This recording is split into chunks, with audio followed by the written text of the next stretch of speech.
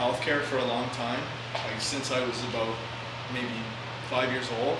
And so I work right now for a medical software company, and it's sort of been my dream to get the software that I want. I made an app for the iPad.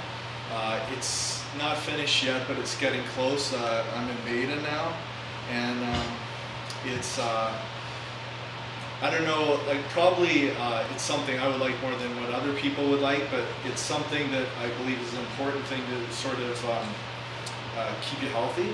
So I'm kind of trying not to bore everyone, so if anyone has any questions, or I'm going to try and ask questions so you know you can see if it's useful or not. So anyway, I don't really have slides, so I have to sort of show you. So my app is this thing here, and right, it's not going to look like this in the end, but anyway, the first thing it does is it checks all your biomarkers. So I'm not the greatest programmer, so I've got a lot of help from other programmers, and I've got doctor buddies and engineers and stuff who, you know, I try and pick their brains whenever I can get help. And but the design is mine. So what it does is you have to track a series of biomarkers, which most people don't track. I'd say like 98% of the population don't track it, and they don't track it because their doctors don't track it, and their doctors don't track it because they either don't know how to do it, or they're too lazy, or well, there's many reasons, right? But basically, it's a lot of information, so it's tedious. So my real vision to do it is all automatic without having to do any of the data entry or any thinking about it at all. So anyway, the first screen that comes up is, so it splits the body into several areas. So for example, you split it into the heart, kidneys, the liver, and muscles, your bones, and your skin. You know, there's other panels I haven't put in. You could do like your brain. You could do,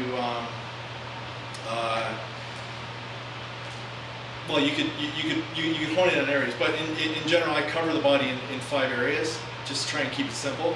So, and then each area has biomarkers. So these biomarkers, I mean, does anyone know a biomarker for the heart, for example? What's that? Blood pressure? Yeah, blood pressure.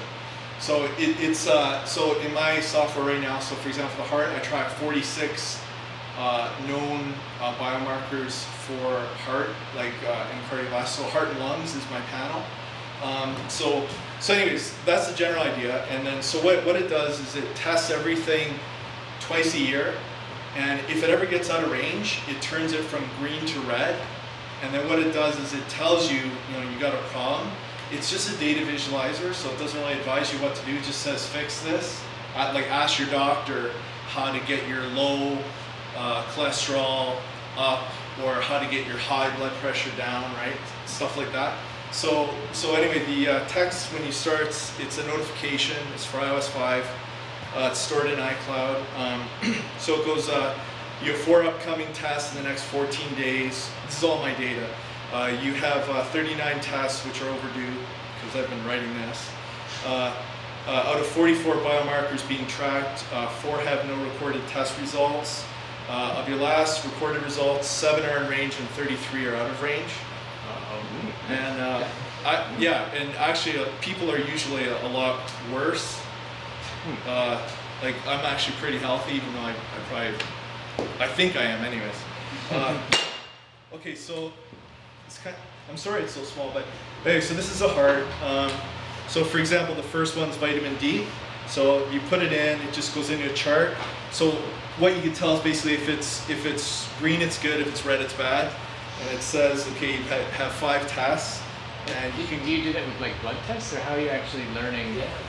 Well, I've taken my actual data and I had to put it in. It's actually on a server. It's on a data file, and I update the file, and then the program queries the server and pulls the file. Yeah, I'm just wondering the ultimate origin of the data. Oh, the ultimate. I went to my doctor, and like I'm following protocols, right? I'm following. Okay, I don't want any heart disease or anything ever. So I test. Okay, what are the known ones? There's 46, and I test them twice a year. Right. And I do the same, like liver panel I do twice a year, kidney panel twice a year, right? So anyway, that's how I got it. Under Ontario Health, or?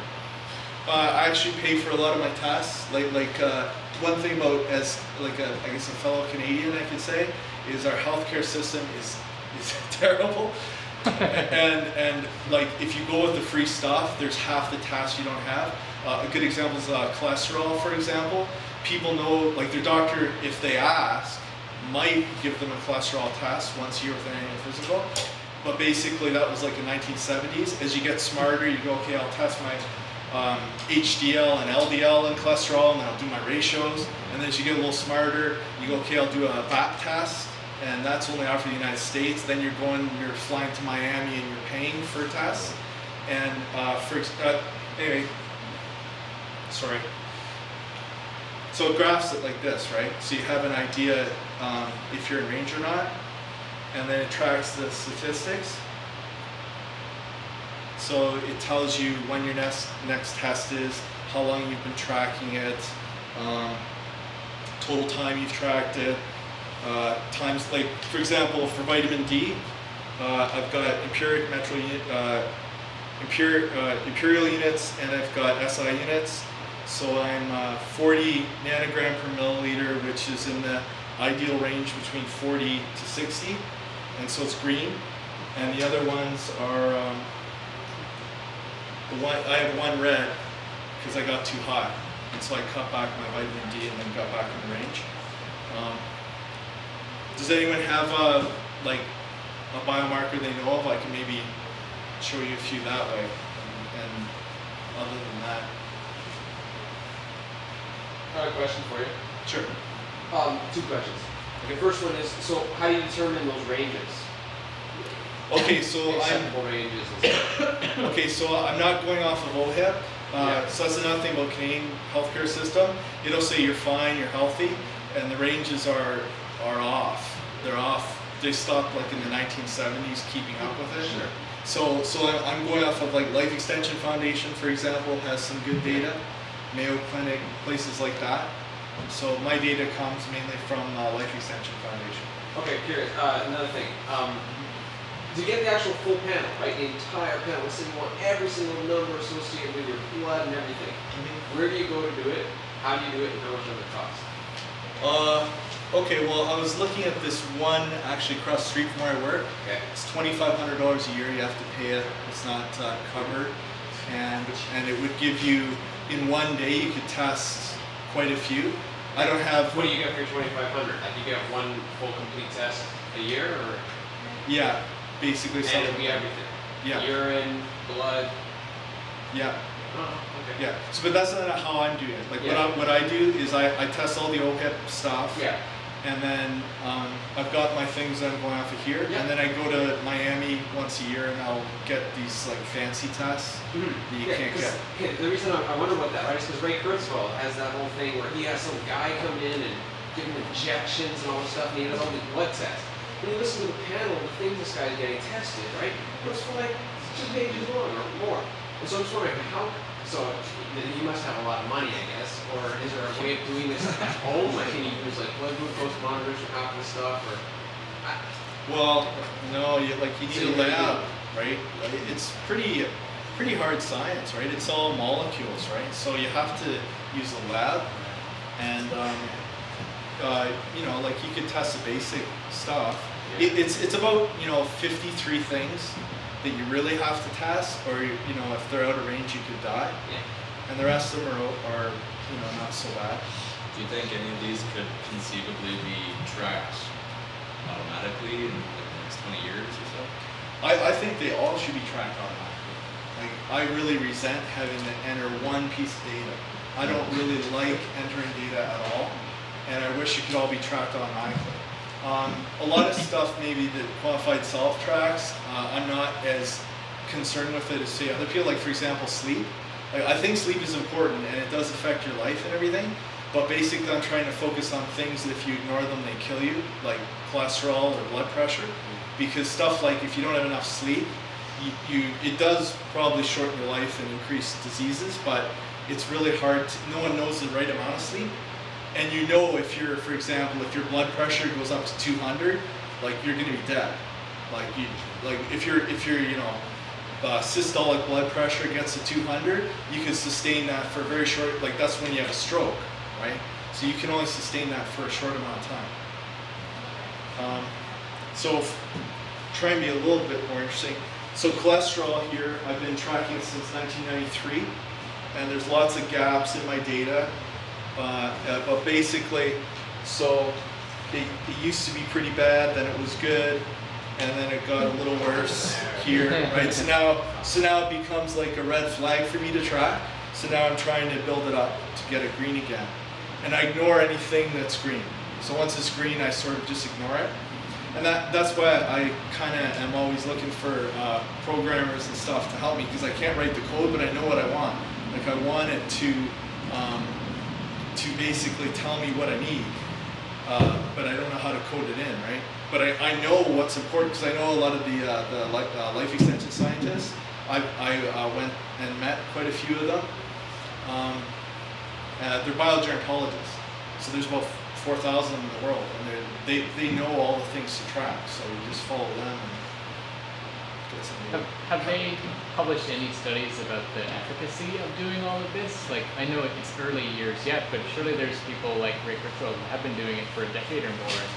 Do we know, is it working? Like, well, the problem is these people are all really smart. Like, this is my opinion. They're all really smart, so they're all PhDs or like 3 PhDs, 4 PhDs, right? And there's a room of like 1,000 PhDs. So no one agrees on what is the ideal ones to track. But if you look at all the research, there's some that keep showing up all the time, right? Like BMI is a good one, right? Like it tells you if your BMI is really high, it's you're probably obese, but you could also be a bodybuilder, right? So a bodybuilder is going to be healthier than someone who doesn't work out, but and that's why BMI isn't as good an indicator as say body fat. So you can figure it out, but you can only figure it out in general. I'd say it's a dangerous thing to say, has this been shown to work? Because really you have to look at each one of those tests as an individual test with merits or with drawbacks.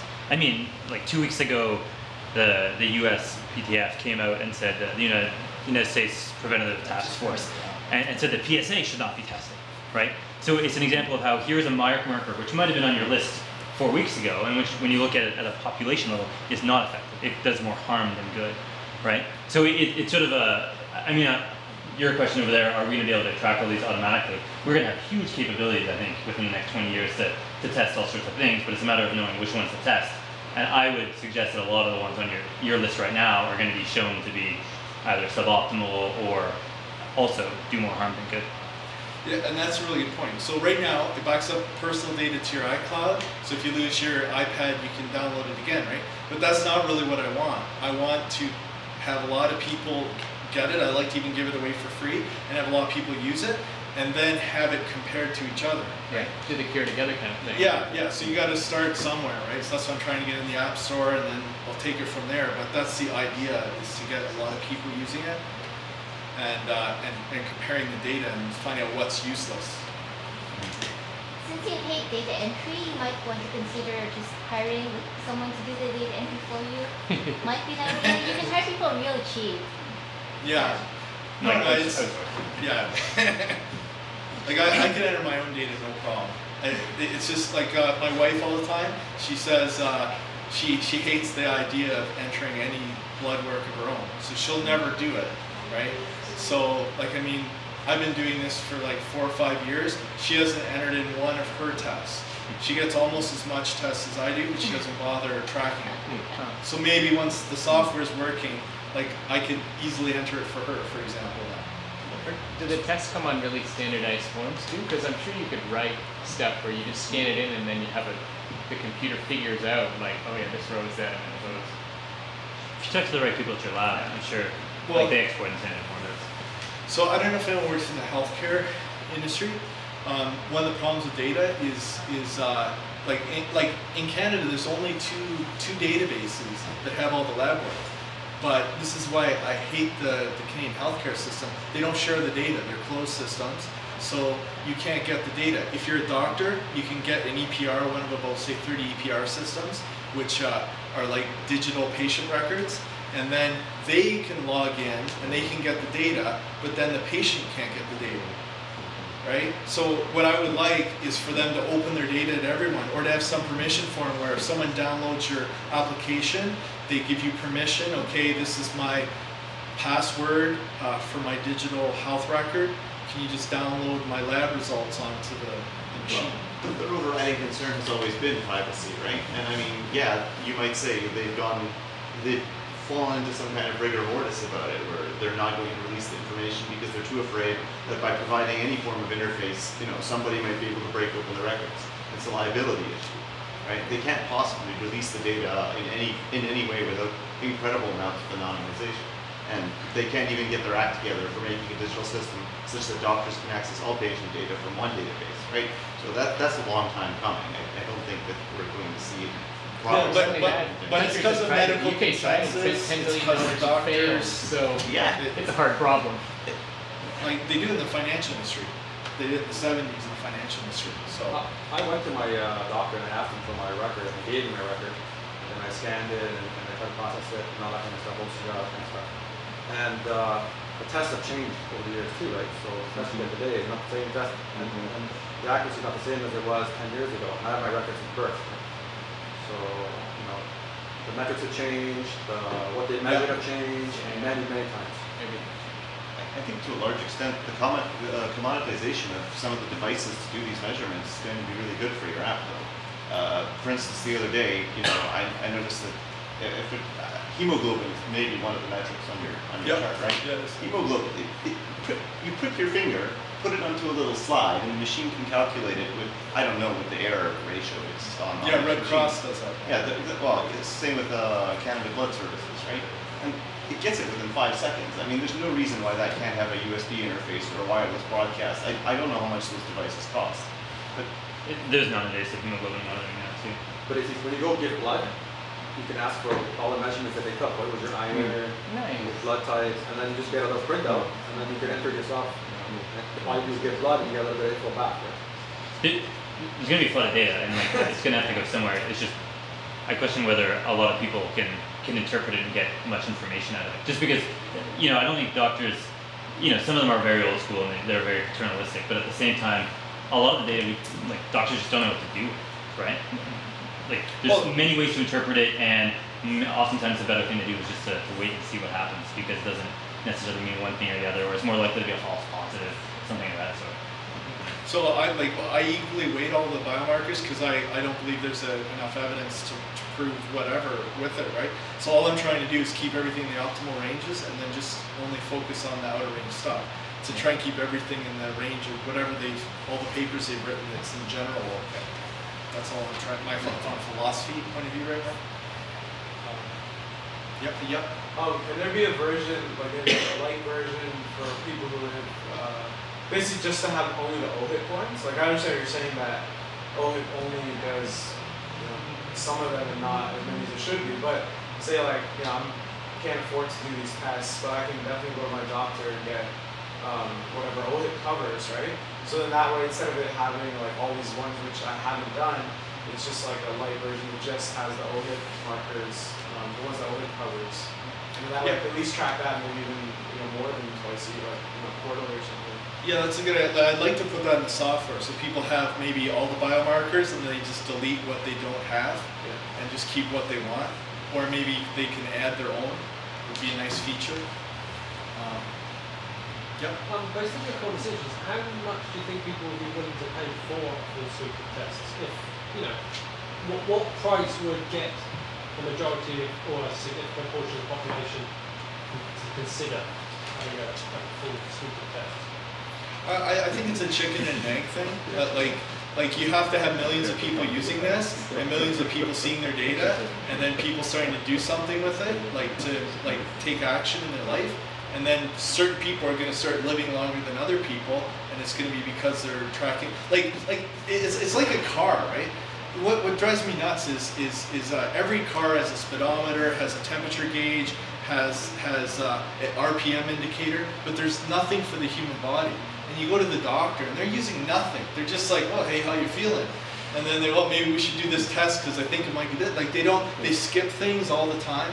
For hormones, I'm tracking over 20 hormones, and even if I go to a hormone specialist, they always miss 3 or 4 every time I go in, right? So you're always going, oh, hey, what about this, what about that? And then when I get it tested, like this is just personal experience, I'll find something will be like way out of whack. And I'll be like, whoa, what about this? And oh yeah, we should have tested that. So okay, great, I'm glad we're testing that, right? So it's a challenge. So that's what I learned. I guess in conclusion, what I'm learning is I've got a long way to go, and I really need to network as much as possible. And it is, for me, it's not really about money. Like, of course, it'd be great to make money, but I'm not going to risk all my funds on this. This is like a hobby that I need to earn money to justify the project and my time in it. But it's also something that's a 30-year project, because it's intrinsically valuable to me, because it will keep me alive and keep me healthy. So, doing it. Are you worried about like long term? Are you worried about like the healthcare industry taking these metrics and flipping them upside down to essentially deny coverage, like medical coverage for certain people, or your parents, maybe maybe your children? And they're able to look back at your historic stats that are stored in the cloud or whatever, and deny coverage to your kids for certain stuff. And I think there's a real risk with tracking this sort of stuff from that perspective. Right? I think it's really great that we'll probably discover and probably help. Like by monitoring all this, you may discover certain conditions that you have and that sort of thing. But I think there's like this evil aspect somewhere brewing, right? And I just wonder if you thought about that. Well, thinking about the good or evil aspect, I believe that in general people are good. So even these evil corporations aren't necessarily out to try and kill us. But at the same time, I do see it. Like, for example, vitamin D testing. Like, you used to be able to go to the doctor. Like, I would go to the doctor to get my vitamin D test. Now, all of a sudden, it was $50. So then I started paying the $50. This is all in Ontario. And then all of a sudden, it's like, my doctor told me, okay, in 2 months, you're not going to be allowed to test vitamin D anymore. So it's because it's costing a lot of money, but it's also because the way it's set up, like they haven't increased the amount of tests since the 70s. So even though vitamin D tests for so many diseases, and if you know it, it takes a $5 a month vitamin, you take that and you start getting healthier. And if everyone did that in the population, it would save billions and billions of dollars of healthcare money. They don't want to even spend the money on testing. So they're like saying, even if this, like treatment A we've been using since 1970 costs like $1,000, but we could go to treatment B in 2012 and it costs $50. We're not going to do that because we don't have budget to add any new items. So that's what they're doing. And if you go to try it with your doctor and ask for vitamin D tests, I'm pretty sure you can't get it. And it used to be free, now you have to pay for it. And also, they might not even prescribe it because I think they get in trouble for prescribing it. Wait, you can check, like we can do an informal survey or something, like you'd all go to your doctor and... Yeah, I actually wonder if part of the reason for that is because they now prescribe vitamin D, just as a matter of course. That they just, that my doctor certainly says, you should be taking vitamin D. Just walk in the door, you should be taking vitamin D. Yeah. So, in a way, the test has become superfluous because you need vitamin D. So, yeah, because everyone's low, yeah. Yeah. But it's sort of the things you're suggesting that everyone should get these measures tracked. I mean, were we tomorrow to start testing this in every single person, you can imagine what the cost would be. And then you have to ask yourself, are the benefits that would come out of the knowledge that those tests garnered worthwhile? Does it save lives, right? And I mean, there's always mammograms was a very good example, and the outcry that happened in the US last year when they moved the cutoff rate for when women should start getting mammograms from 40 to 50. and women were crying foul that, oh my God, the government is trying to kill people, right? But what really happened was that if you crunched the numbers and looked at when mammograms became effective, if you're doing a mammogram in 35-year-old women and 40-year-old women, you're finding odd-looking lumps. It's not a very good test. We're not really sure what to do with it. So we better put a needle in it. We better get you in and find out, take a biopsy. And in some of those you'll get false positive biopsies. So some women are going to get mastectomies when they shouldn't get mastectomies. And when you look at the systems-wide data, it does more harm than good. And so it's the same thing with a lot of these tests. A lot of them are benign, like hemoglobin, fine. There's going to be a lot of weird people on the edge, and they're going to say, what should I do, doctor? And the doctor will say, I don't know. I don't think I should transfuse you. I wish I didn't know because you were doing fine before. And it's going to cause a lot of confusion like that. And that's where things like hemoglobin, though, generally I agree. It doesn't hurt that many people, but there's others, like prostate screening, where if it came back positive, the guy had to go in and you put 4 needles into his prostate, and then, he got prostatitis, he got infections, things like that. Like, there are screening tests, which is all of what this is, right? Like, doing tests on people who are well is the definition of screening, where you do a lot more harm than good. And so it's just a matter of being careful and realizing that what you're suggesting now, given the technology that we've got, wouldn't be, we cannot extrapolate that, we can't scale this to the population while being economically feasible and probably while decreasing mortality of the population. See, I guess one comment I could have to that is, I really don't care about money when it comes to health.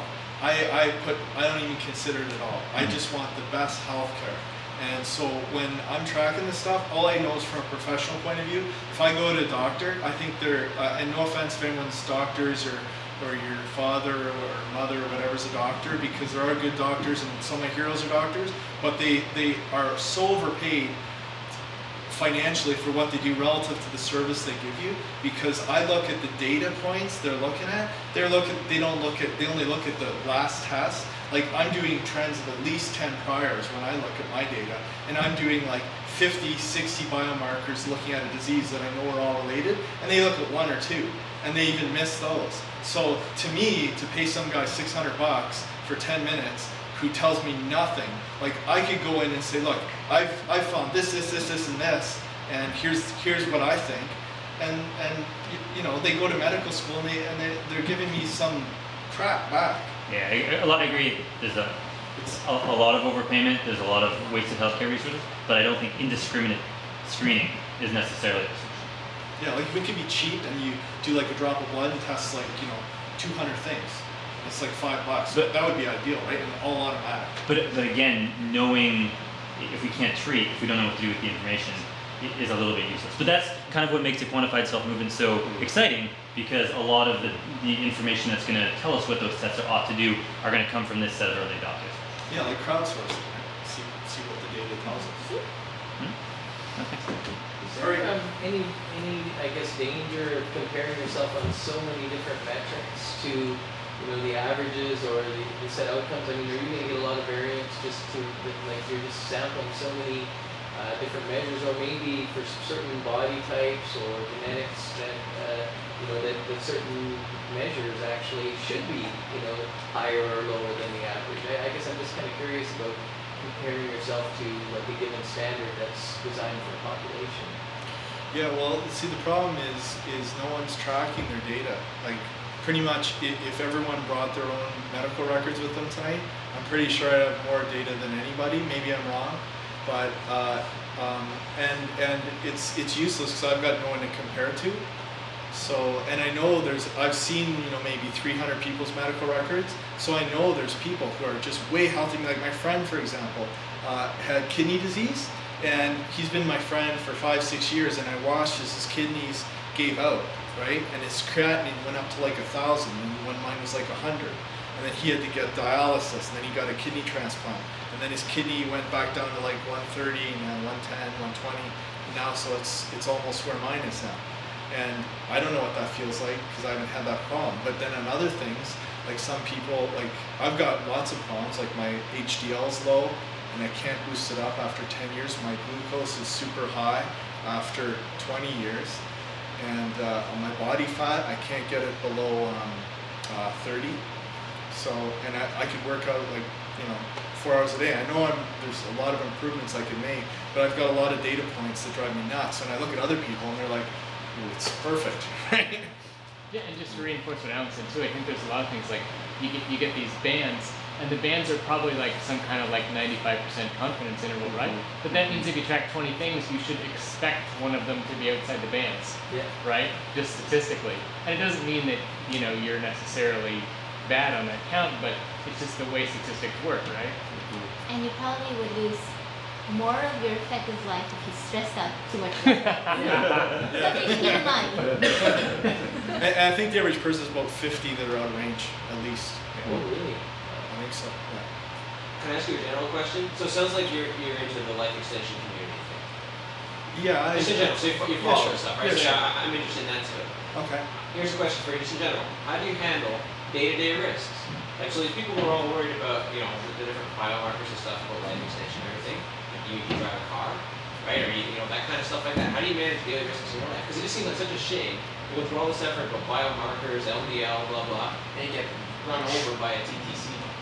Right? So I just wonder, how does that community manage these personal risks and deal with it on a daily basis? Because like, I imagine if I wanted to not die, I would stay in my basement and I would invent some injection system with all sorts of neat stuff coming in me so I can just live. I just wonder, how do they handle it? What do you do?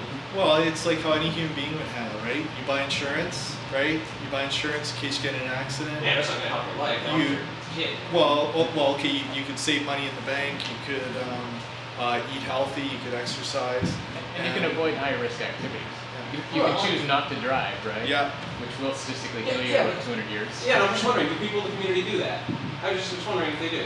Well, like I'm sure some people are extra cautious, right? I mean, sometimes I'm cautious, sometimes I'm not. Like I went skydiving before. I don't know how many other people have. I've gotten car accidents before. People have hit me before. I've bungee jumped before. And then on the other hand, you know, there's other things that I do that probably are risky. Going back to my software, the point of my software is actually I don't even want to look at it. So all I want it to do is track what I think needs to be tracked, and then it even just like another thing I'd like to develop is an iPhone app because I didn't have enough funds to do an iPad and an iPhone app. So an iPad's more suited for medical devices, but I'd like to do an iPhone app. And what I would rather do is it just doesn't do anything, kind of like your software. It just sort of alerts you, like if there's something that needs to be tested, you just get an SMS message or whatever. Or if something's out of range, you just have a list. You go to the doctor, and then if it goes back in range, you don't even pay attention anymore. So I don't even want to pay attention to it. I want the software to be smart enough to tell me like a doctor should. Right? So I don't even have to use it. I don't even want to look at my medical records if I don't have to. Okay, thank you very much.